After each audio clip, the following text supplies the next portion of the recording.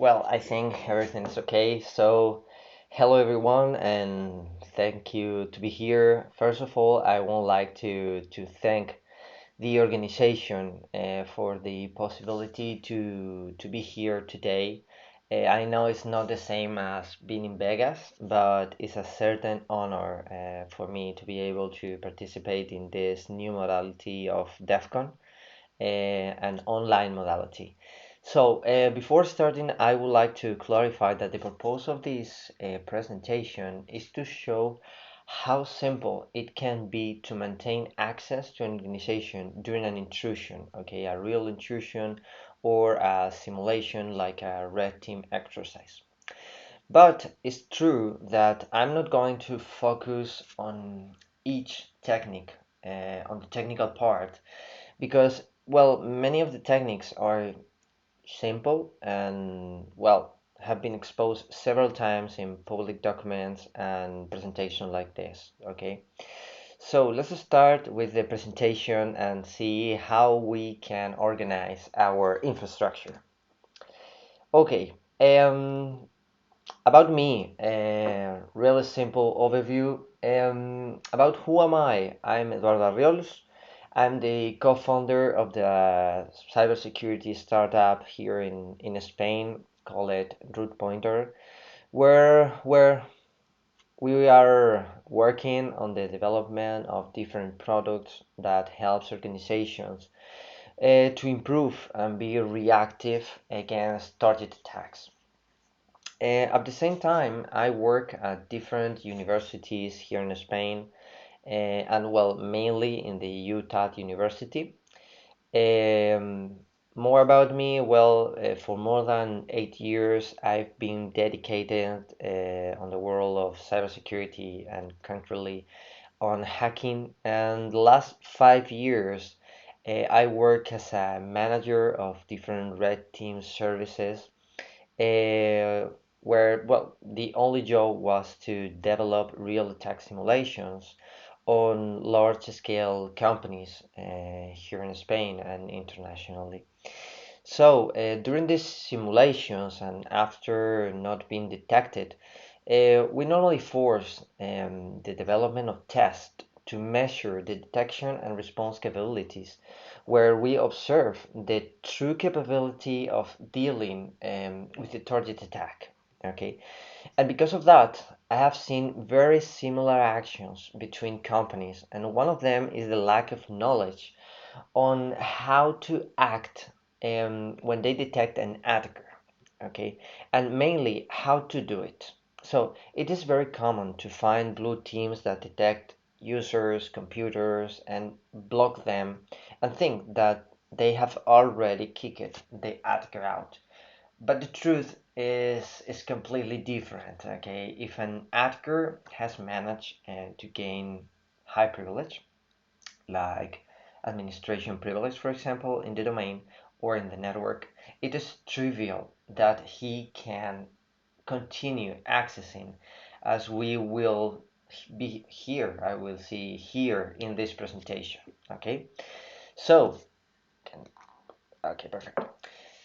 Table of contents. Here, as I suppose you know that the title of the talks refers to the movie of the same title, because it is the pure reality for me of an intrusion when an infrastructure of persistence exists well deployed. Okay, if we do the things okay, it's really difficult for the blue team and detect us. So we will see mainly four parts. The first one is the introduction, where we will see the basic concepts about persistence. What is persistent? Why we need to deploy it? Where, when, and so on. The second point, the second point is about traditional persistence. I mean, the persistent in a traditional way or traditional approach. No, like how can we deploy persistent on the internal servers, workstation, and so on. Okay, so this point is a basic overview of the main techniques that we could use as an attacker inside the company. And the third point is, in my opinion, the most important part of this presentation, because we will see some really basic action that we could use as an attacker to maintain persistence on the organization. Okay, and not only basic, but at the same time it's really difficult to detect for the blue team. Okay, and the last point is the conclusion about if you really think the blue team can catch us, okay, during an intrusion. So let's start with the first point about the introduction. First of all, I would like to show a simple outline, a simple overview of what the infrastructure of an organization could be like. This is more or less, okay.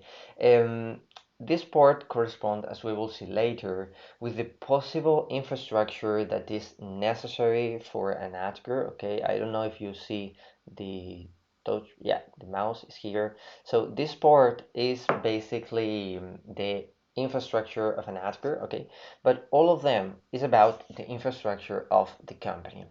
Here we can see, for example, the demilitarized zone with some servers like web application, email servers, or other corporate servers like, for example, VPN. Inside the network, we can see a network. Okay, normally we have so many networks, not only one network, because the company normally segment in different networks and that type of things. But well, this is a real simple overview. So here we can see, well, the domain controller of an Active Directory, for example, servers internally, the building, and other network dedicated to the employees, okay, because it's normally divided into a different network. This type of servers could be proxies to access to the internet, okay. Here we can have another similar infrastructure, and I think because of my experience, this is really common in companies that are really big and they have presence in many countries and in many locations. It's common that they have a small infrastructure, but at the same time with other domain or subdomain, domain controller, internal servers, workstation, and all the same infrastructure, but in different locations. And at the same time, in this small and simple structure of a company, we could see some different providers like Google Cloud Platforms, Amazon, or Azure, typical providers where the company could deploy private cloud. Okay, and the last part here, this icon of a building represent a provider, and more traditional provider of the organization, okay, because it's possible that this provider and the cloud platforms too could have access internally to the network, okay, for some different things that we will see later. Okay, this is a really simple overview. Okay, normally if you work in a company or you do a penetration testing or a red team exercise, normally the network infrastructure is really more complex. This is only a simple overview to understand the different type of persistence that we will see later in the presentation. So the first concept is about what is persistence, and in my opinion it's really simple. Persistence refers to the concept of maintain access to the organization for a long period of time, guarantee the possibility of accessing the entity through additional ways and without the use of access vector detected initially during the red team exercise. Okay, so this type of actions, in many cases not carried out currently, is really important since the security team detects the action of the red team. It is simple, game over. Okay, so because of that, we really need to deploy a correct infrastructure of persistence that allow us to continue accessing to the organization for a long period of time, okay? Because normally this type of exercise could extend many months in time, okay? So let's see what different could there be in the previous scenario if we deployed persistence. Okay, we see this is scenario, simple about company, okay, but at the same time we could see this other one, but with more things. For example, in this case, we see all the different persistence that we will see later in the presentation that start a reverse connection and allow us as an attacker to access directly to an internal server. And we can configure persistence, for example, in providers, in workstations, in internal servers, or in additional infrastructure in other locations, for example. Okay. One important question that we will see later too is that persistence is a backup. Okay, normally the red team use the access vector, okay, or one persistent, but the other type of persistence normally or should always be a backup. But okay, it's really important because if you need one because we have lost access, you must decide which one and use it as an access vector from that moment, but always without making use of others and therefore guarantee their future use. Okay, it is really important. And of course, as we will see, we could use another type of persistence, more like incoming, okay, where the red team is really connected to some computers or some other type of access, like for example, Wi-Fi access, to access to the organization, okay? So this is only an example, but we could deploy more and more persistence, okay, as we will see. We could use internal server as a persistence, internal workstations, Wi-Fi, persistence on the domain controller, on the Active Directory, provider, cloud, um, private cloud, and many other locations where we can deploy persistence. And this is the question. If we configure correctly that type of persistence, we could be sure that always where we can access, we could access. Okay, it is really important. So more basic concepts, really simple. Why? Well, why? Maybe it's a really simple question. Because we want to maintain access to an organization for a long period of a long period of time, as a real attacker could do, because normally we need to simulate a real attacker. Okay, on many occasions, it is really trivial to deploy persistence, as we will see later, guarantee us in a simple way to continue with intrusion at any time. Okay, the next concept, simple way, where the simplest answer is as everywhere as you can. Typically, many teams focus on deploy persistence only on internal systems or internal servers. But in my opinion, it is a mistake since it limits access ways and at the same time make it easier to detect persistent to the blue team. Okay, so we will have to deploy persistent in different locations, as we will see: the military zone, internal server, internal workstation, internal domains, and so on, but always depending on the needs and remaining time of the exercise. If the intrusion has been achieved, for example, and there is a week left, the persistence will not be the same as if there is a month left, for example. Okay, if we have only 1 week, maybe we don't want to spend that week deploying persistence. Okay, but if we have more time, it is important to deploy some different type of persistence, okay, and guarantee that access for a long term. And the last one is when we need to deploy that persistence.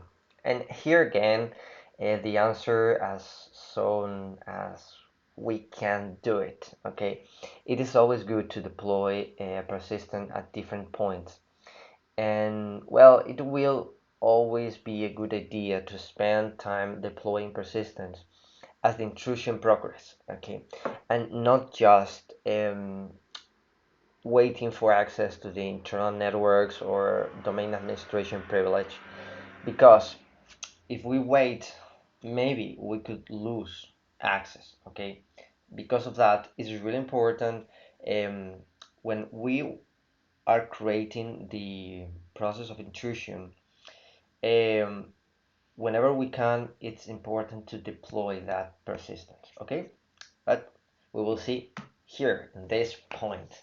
So now let's see a brief summary about the most common persistent methods that are used by many red teams. An important aspect to remark is that these techniques are practically used in any exercise and can be performed in many more ways than those shown below. Okay. On the other hand, the alternative techniques that will be shown later in the next point are intended to be complementary and in no case a substitute for the use of some types of traditional persistent. Okay, it's important to have both, or maybe traditional, it's of course important. So we are not going to talk about how to achieve persistence or how to maintain or obtain the necessary privilege, but only about the ways to maintain this persistence, since this could give for many talk. Okay, so let's start with internal servers, both servers and workstations. Okay, note that the possibility of deploying persistent on both servers and workstation is important. Okay, we need to deploy it on both types of servers because they are completely different. Servers tend to have higher availability, but it's less common that they have internet access in many cases. So we can configure it, but we need to modify it, and in some cases this is not the best situation. On the other hand, we use Workstation. They usually have configured internet access, and also they also usually have security measures. The revisions are normally minor than the servers, for example, and therefore the detection capability of the blue team is less in that type of servers. So normally to gain persistence on an internal system, a reverse connection is usually established against a system owner, or a server owner, a VPS for example, owned by an attacker. Okay, the left part of the schema. So it is really simple because normally it's like setting a reverse SSH tunnel to map different ports of the internal machine, okay, where we deploy persistent. But in any cases, in both systems, it is possible to define the same types of connection, which could be divided into the following. Okay, so the first type of connection, okay, we can configure, as I said, both servers or internal workstation with reverse connection to a VPS controlled by us. But we could have some different type of persistence. First of all, direct connection. It is well, it consists of a direct connection to the internet, which does not go through a proxy, for example. So a computer with have direct connected to internet output. So it is not common, but it can be found sometimes. The communication setup in this case would be trivial, and on the other hand, there are other options that allow direct access to the internet, such as, for example, the use of other protocols like DNS or other similar protocols that permit us to establish that reverse connection, but also this will require tunneling through this protocol. Okay, so this is the first possibility, but normally this option is common by using of these other type of protocols like DNS. Okay, DNS connection to a domain or a server owned by the attacker, and using that connection we could establish a reverse connection, but it's not the best case because it's useless. Okay, so the next one is more common, the use of an open proxy. Normally, HTTP proxy used for development actions, which we will be able to find as the information intrusion is carried out or configured in the system, for example, development or pre-production system. And well, the use of this proxy is quite simple, since tools like SSH or Plink, if we use Windows system, allow establish a proxy through which to pass the communication. So keep in mind that reliability is less, as as they could be eliminated. Normally, this type of proxy are for pre-production environment, so it's not the best case too. And the most common and normally the type of persistent is this two next one.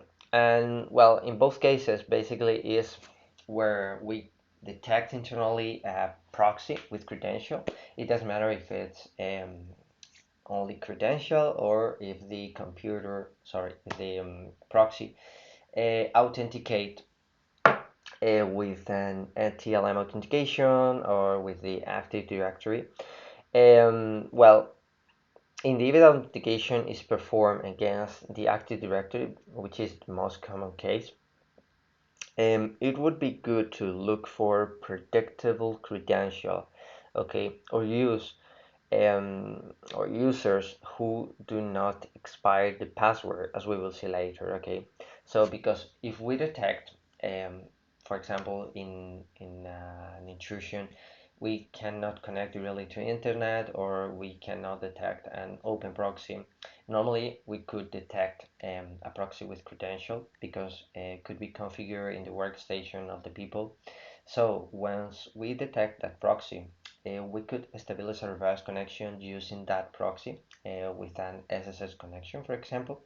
But of course, we need to use some different type of tools, like for example, CNTLM or Chisel, for example. Okay, with that tools, we could use the proxy and tunneling the SSH connection. Okay, but of course, we need to keep in mind that the company could have another security measures, like for example proxy, a filter in the proxy to outgoing connection and that type of thing that we will see in the next slide. Okay, so okay, this is the fourth type of connection that we could create, but it's important to understand what the infrastructure that we need to carry out. Okay, because if we want to deploy a traditional persistence on a workstation on a server, um, it doesn't matter if it's a direct connection or a connection through a proxy with authentication, we could need three different type of infrastructure, from the easiest and to the more difficult infrastructure. The first one is basically if we BPS with public IP. As I said, this is the simplest case where a BPS server with a public IP address is hired to receive the connection, okay, of the persistence, either direct or tunneling using other protocols, which allow the connection to the internal system to be established. So the next possibility about the infrastructure is the domain fronting. Okay, this solution, in addition to hiring servers with public IP, will require buying different domain to which persistent will be pointed out. Okay, but more or less it's the same, but with one domain in front. And the last one, and maybe is the hardest option, is the IP laundry. In this case, we have the possibility, in addition to the previous infrastructure, or having different IP addresses to which we can redirect depending on who visit the domain in question. Okay, normally in red team accesses we could use any of them, and of course depend on the security measures of the company that normally need to be analyzed well before we deploy persistence.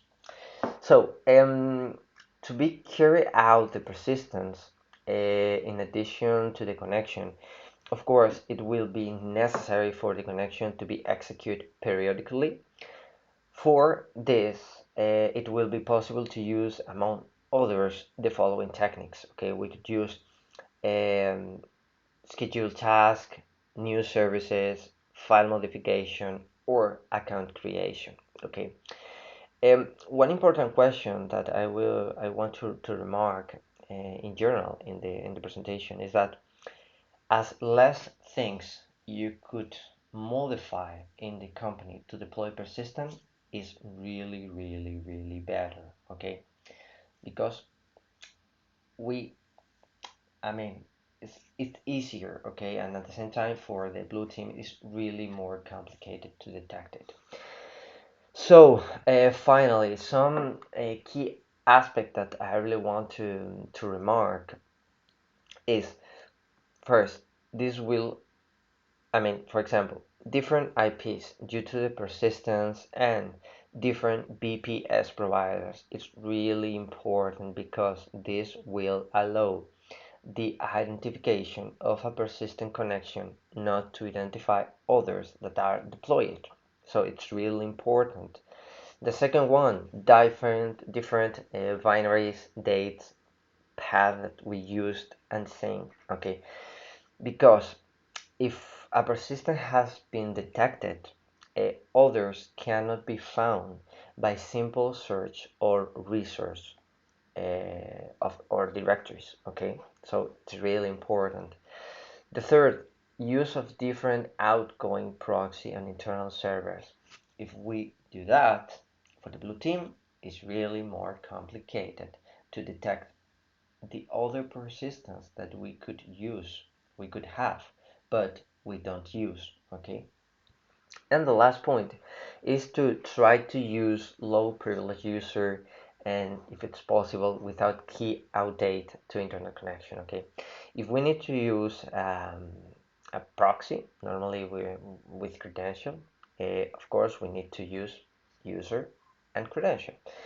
So it's important to analyze the Active Directory and try to search that type of user that could access to internet using a proxy, but without a password expiration. Okay, it's really important, and in companies that that have a high number of users, it's more or less common to find that type of users. Okay, but as always, we need to put as more different as possible persistence. So if we want to deploy persistent on an internal server and at the same time on a workstation, maybe we could configure the server to use an open proxy, for example, or a proxy with credential, and use a normal user. And at the same time, we can use a workstation in other completely different network that use other different proxy with other different user with all different credential. Okay, as much different as we can. Okay, it's the perfect situation. So this is a small overview about how can deploy a persistent in an internal server or workstation. Let's continue with more type of persistence. The next one is public server. And basically this type of persistence will be deployed on those systems that are exposed directly on internet. Also, it is not so common, but it is a powerful vector, as it is rarely reviewed by the blue team when they detect an internal intrusion. Okay, so this scenario consists of configure exposed systems on internet to allow access to the internal network or to carry out actions without having to establish a reverse connection, okay, and using public resource directly. So these persistence are usually deployed initially in the event that an access vector has been detected in a device located in the demilitarized zone, for example, which allows jumping to other visible machines or servers, or we already have privilege. So if the infrastructure privilege has been achieved, it is possible to analyze the Active Directory and users who can access this type of environment, this type of servers, to deploy resources that we can take advantage uh, of from outside the organization to continue interacting with internal servers. So the good thing about this type of persistence is that the system that are configured with persistence do not have any type of vulnerabilities, making it more difficult for the blue team to detect them. Okay, in my opinion, deploy persistent on web servers is really important. Okay, normally servers that we do not touch during the intrusion. Okay, but once we have good privilege on the organization, it's really interesting to deploy some traditional persistence on an internal servers and workstation, but at the same time, take one or two computers in two different demilitarized zones and deploy different type of persistence, like as we will see here, for example, a web shell, file manager, or web proxy. Okay, this are normally the main type of resource that we could deploy. Okay, web shell if we want to interact directly with the system. Okay, execute commands, perhaps the easiest to detect due to the need to call certain process. The second one is the file manager, which only allows the uploads of files. Since it is not necessarily malicious code, it is really complex to detect. So this could be a really awesome persistence, because we could deploy traditional persistence internally, but at the same time take two different servers exposed on the internet, upload from the inside of the network some different type of file manager, and in the case that we need to use that persistent, use the file manager, upload a web proxy, for example, and with that, well, in the case of web proxy is without a doubt the most powerful, since it allows using the system as a proxy through the use of PHP, ASP, ASPX, or similar language. So one of the most common maybe tools in this file is Arriols. Okay, so in my opinion, one of the best persistence to deploy in a demilitarized zone is to take some different servers and upload a file manager, and when we need to use it, use the file manager and upload a web proxy or a web shell, for example, to re-enter again into the organization. So, in addition to the different type of persistence, it is important to know how to deploy them, since they could range from simply uploading a file to integrating this resource into other existing ones, and even multiple files, which would make their detection much more complex. Okay, so here we have some possibilities, like, as I said, independent resource is like we take the file manager and direct upload the file manager to a server. The integration of resource is to take one existing resource and integrate the file manager inside the resource. Okay, in my opinion, is the best.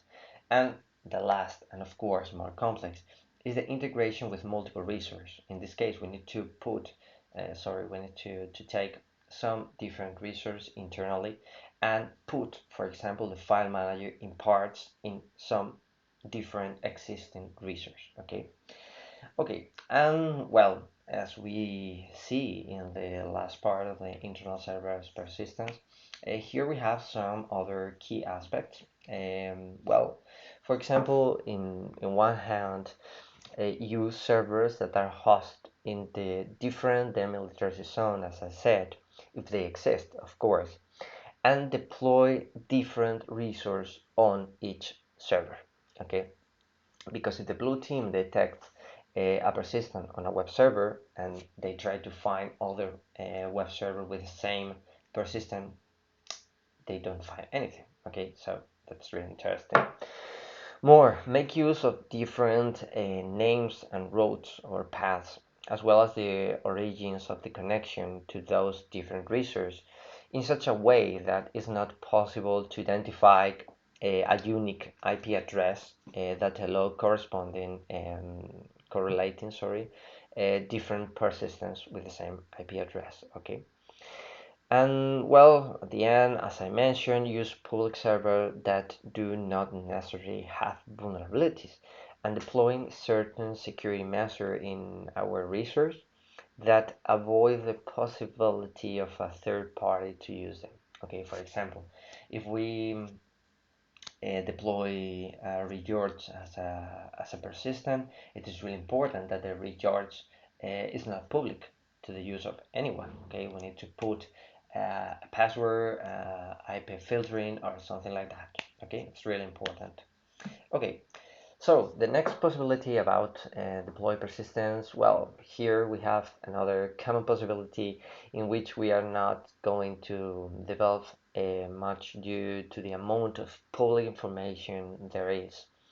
So in this case, deploy persistence in the Active Directory usually hints to aid in the development of internal persistence on servers previously seen, or generate new access to the internal network from the internet, such as creating a user who has permission to access via VPN, for example. So this is a simple example. Okay, the modification of an Active Directory could impact in the possibility to access, for example, in the cloud of Azure, if we have um, distribute Active Directory, or the use of different type of corporate service like email or VPN. Okay, well, in this case it's a small different. Here I have some examples of which, in my opinion, the most useful and least sticking is the first. The best option is to analyze the Active Directory to identify and to detect a privileged or potential usable users. Is the best because we don't need to modify in any way the Active Directory. So in my opinion is the best. As I say, in general, the less the infrastructure of an organization is modified to deploy persistent is better. Okay, since we will have less possibilities of being detected, of being identified. Okay, at the same time, from this list, okay, as I said, the first one for me is perfect, and the second is the persistence in secondary internal domains. Maybe could be the same organization or other secondary organization. Well, this could be affected because it's related to the same as I said. Okay, in my opinion, in this case, we need to analyze the Active Directory of this second company or second domain and try to find information that allow us to continue with intrusion in the case of there is any problem.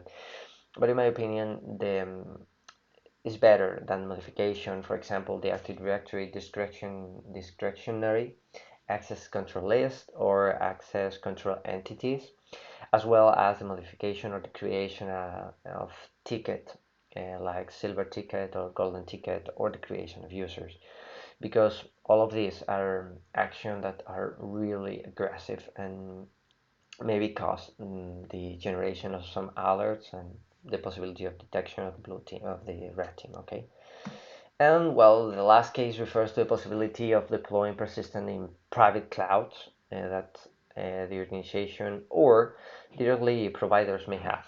Okay, it is something that lately is being more carried out, but in the end, it is based on identifying providers that have some type of access with the internal network of the target organization and displaying persistent in them or deploy persistent in them.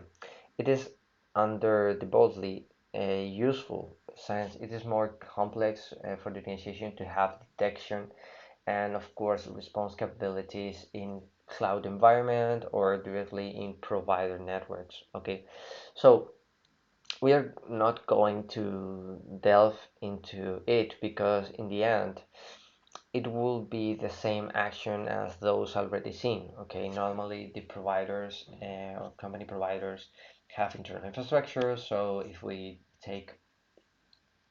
compromise directly a provider and use that provider to compromise into internal network, of course we could deploy, if we have permission, of course, a persistent on that provider, but it's not the most common situation, and at the end, as I said, it's the same actions.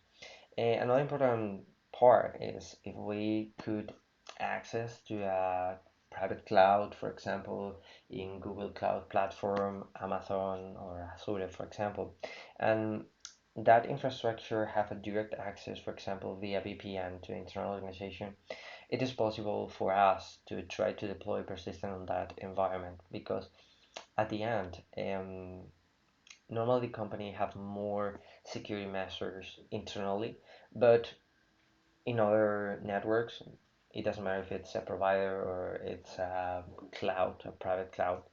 It's more difficult for the blue team to deploy that type of security measure, and it's not common. Okay, so let's continue. And finally, we got to the part I want. Here we are going to see a couple of simple actions that can allow us to maintain persistence in organization by using a situation that would rarely be reviewed by a blue team during their response to an incident. Okay, we have to remember that when the blue team detects an incident, those first hours or days, they carried out the most basic actions, enough time for the attacker to find out, but certainly not enough for the blue team to detect the action that we will see here. So, in many occasions, these techniques are extremely effective due to the ignorance of the way an attacker acts for the blue team. Okay, so the first one is the predictable credential. It is based on the possibility of an attacker to identify the history of keys that users have had and to identify users with predictable patterns, okay, in the password. So, for example, if a user has been identified with passwords like May 2020, June 2020, July 2020, it will be certain that in few months this user will have the password October 2020. Okay, and that's a perfect persistent because it's really and rarely to think about it for the blue team. Okay, so in the case the user has the ability to access corporate services that do not have double factor authentication, for example, VPN or Wi-Fi, it would be a perfect persistent which could only be avoided if the blue team force the all the users to change their password. So although it will be surely to be the next or the last month, okay, because normally the user always follow the same pattern, okay. So there are very common password patterns that usually mix the company name, the location, month, and year, and maybe the name of the person. With that, we can create some patterns and try to search that patterns. So, what are the steps to do this? They are really, really, really simple. I mean, the first one is the extraction and the password history hashes. Okay, could be a selective extraction. Depends on the goal, of course. cracking that hashes, normally using rules with Hascat or any other tool like that, and obtain clean password. The third point is the identify which user had password with patterns with the last month, for example, August 2020 in this case.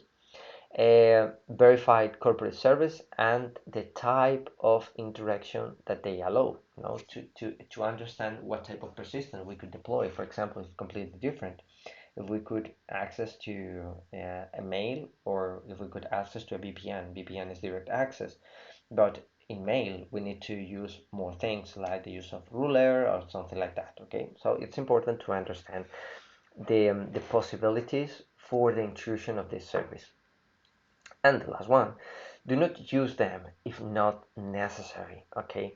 And never from a source that we have already used, okay? So this is one of my favorite alternative persistence. The next one is the Wi-Fi networks with connection. Really simple. Many times the company have Wi-Fi with password. We try to detect that, okay? So this second scenario consists of identifying during the intrusion credential to access to the organization Wi-Fi networks, okay, that are directly connected to the internet network. Of course, not BPA2 enterprise, okay, but normally BP2 PS key, okay, and are common normally in the organization. Well, try to find from the inside during the analysis of internal system, the workstation of the administrators, or the NAS servers. Okay, try to find this information. Okay, the credential of the networks, and of course detect if that network is directly connected. If it's connected, it's perfect, okay? Because in the case of losing access to your organization, it would be only necessary to access through said Wi-Fi network and continue the intrusion to deploy more comfortable traditional persistence. If access to traditional persistence were lost, it would take a long time for the blue team to change or to think about that these keys. So it will be practically impossible to prevent the attacker for continue to enter. Okay, and here the steps really simple: the identification of Wi-Fi network, identification of users, position through AD analysis, for example, the identification of system connected to a Wi-Fi and extraction of credential, and finally, the verification of access to these Wi-Fi networks. Okay, okay. Let's the next one. Try to connect periodically to a Wi-Fi. This is quite a little bit strange. This third case will consist of identify system, usually employee laptops that are accessible through a Wi-Fi network generated by ATC. So, in this situation, and normally by analyzing the existing position in said location, it will be possible to configure the systems that every day at a certain time they try to connect to a Wi-Fi network. When the entity, well, when the entity team did so, um, we could already have a connection, being able to use internal servers, internal users in this case, that we have. Okay, any user that has been created in the system, etc. Okay. Conversely, the other way around could be for the employee to raise to emit an access point, but this is always something a little more complex. So it's better to configure an internal system, and normally, as I said, an employee laptop of a concrete location, and configure that server to try to connect to a Wi-Fi that the attacker creates. Okay, try it one time a day, for example, or one time a week. If we lose access to the organization, we lose the other type of persistent. It's simple. We only need to go that location, create the Wi-Fi, the laptop connect to our Wi-Fi, and in that case, we can directly interact with the server. Okay, we could create a trigger, for example, to if it detects the Wi-Fi, create a local user, and we could use that user. Okay, so here we can do many actions, okay, many actions, but it's a real interesting approach in my opinion to really deploy persistence, okay. And well, this point is maybe a little bit more different, but in my opinion, it could be interesting too. Okay, we see some alternative persistence, but at the same time, we can configure other type of persistence, more like the extraction of information that we could use to create another access vector. Okay, for example. The most important is the silence action. Okay, I don't have a lot of time, so I go more run and more fast. First of all, silence action. The first one is the display of the global access list to deploy a brute force attack. Okay, so we can configure a server internally to each, I don't know, Monday, for example, send us the gal with all the users, not the password, only the users. It's normal information. It doesn't matter. I mean, with that information, we can configure, for example, if we lose all the access, we can configure a brute force attack trying to detect with that entire list of users if some of that user have a predictable password. If we detect that, we have a user we could use or try to use in the Wi-Fi, VPN, email, and so on. More email forwarding with keywords. This is real interesting. In many cases, the employees use Outlook, so we can configure the Outlook of some employees to forward some emails with specific keywords, for example, key, password, etc.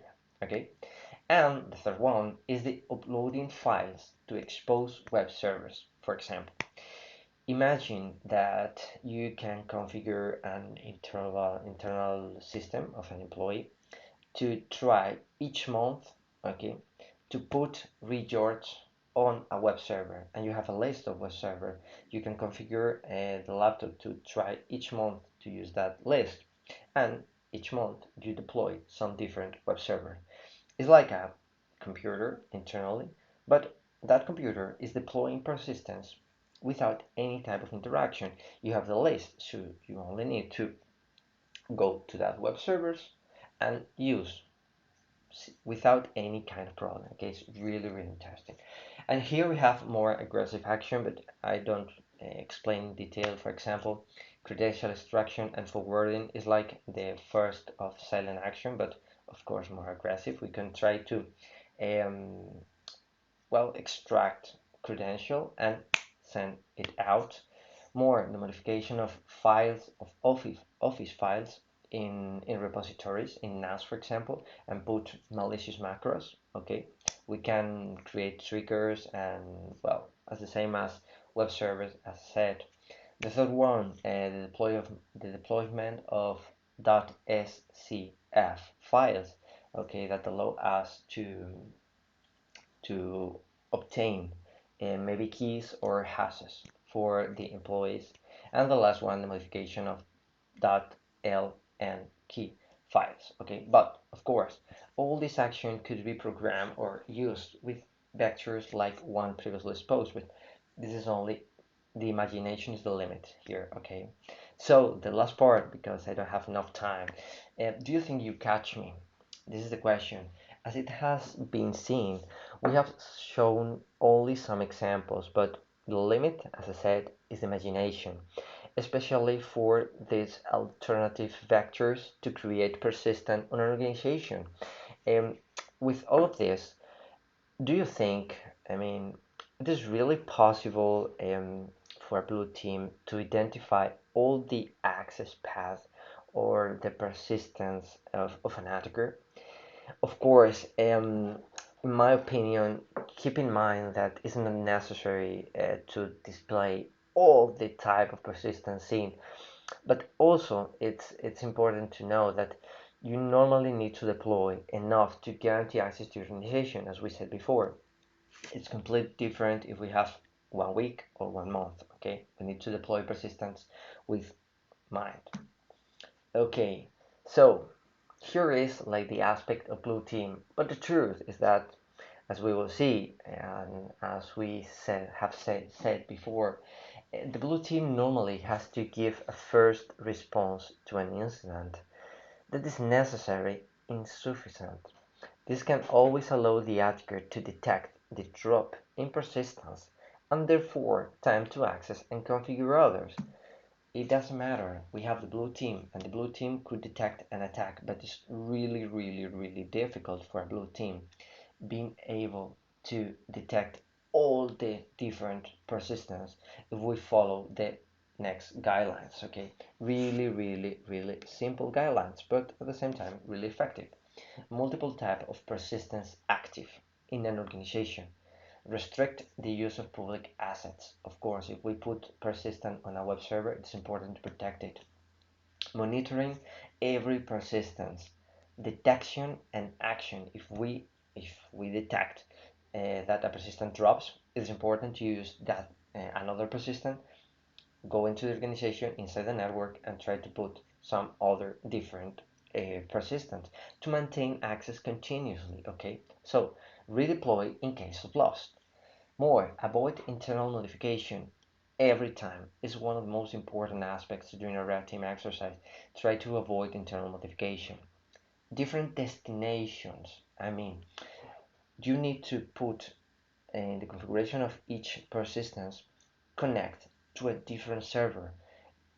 Using that, if the blue team detects one persistent, analyze the system, they cannot correlate with other persistence always if the IP where we connected is different. At the same time, different internal locations.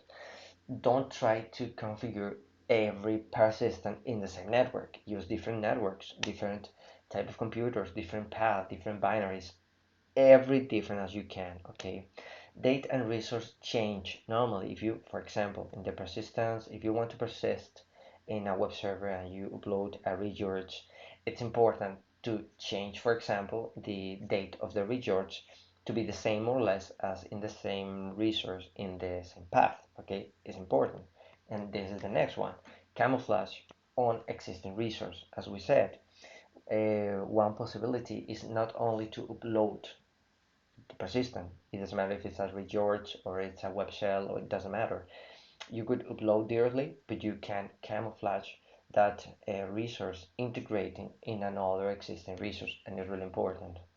And the last two is do not relate or interact between persistence. It's really important if you want to avoid the detection of your persistence internally. Okay, persistent infrastructure.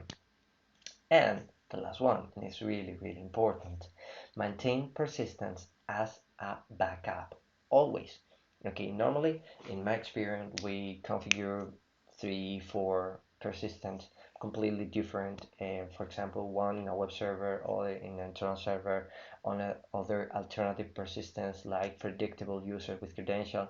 Okay, it's important to have really different type of persistence, but at the same time, maintain that persistence as a backup. You only use the access vector. If the access vector detects, you need to use one persistence, but keep the others as a backup. Okay, it's really important. So the same structure as we see. How can you really catch me? If you do that, it's practically impossible for the blue team to detect. Okay, if we deploy persistent following the guidelines with different user and locations internally, with different origins and different suppliers, okay, programming them differently and using different techniques, and also at different time to avoid locks and possible correlation, would a blue team really be able to detect all of them and kick us before we could access and continue to deploy more persistent? In my opinion and experience, no, it's impossible. Okay, if we deploy persistence on servers and internally, well, it is like an ITRA. Okay, it's like this symbol of ITRA when the blue team could off ahead, we only have to re-enter and deploy 2 more to continue guaranteeing access. And for the blue team, it's impossible to go faster than us. Okay, that's it. Command that soon I will publish a tool that helps in the development of all these type of persistence. And that's all. Thank you all of you. I hope you like it and enjoy the remaining talks of the conference. And of course, thanks to the organization for the opportunity. Okay, and that's all. See you soon. Bye.